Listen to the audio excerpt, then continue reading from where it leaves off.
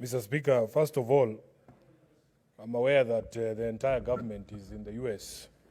So I was looking across the aisle and seeing some of the most vociferous defenders of this government. I thought they would be on this trip, but they are here celebrating International Tea Day with us.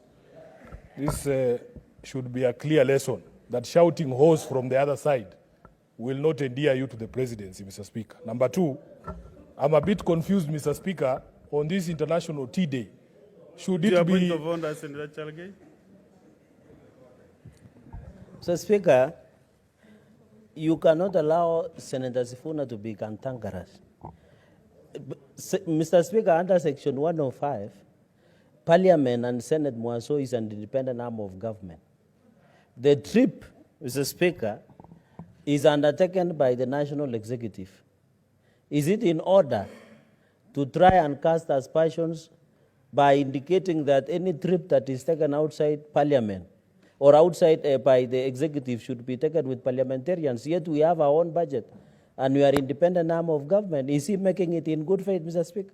Or is jealousy that he was left out of the trip? Can he be clear? Senate. Honorable Speaker, I want members of this House to reflect on their own standing.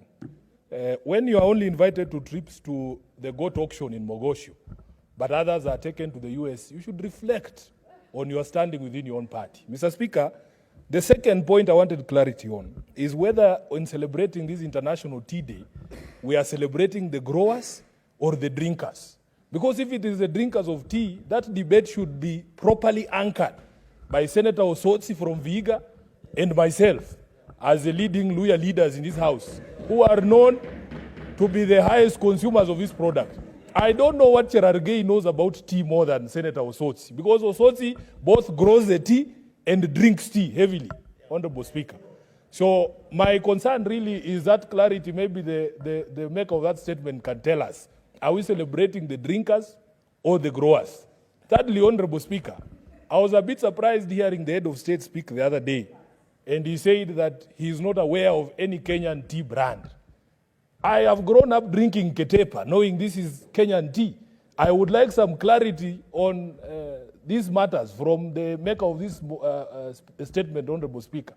Does Kenya have a Kenyan brand of tea? What is this I've been drinking? Is Ketepa from Sri Lanka?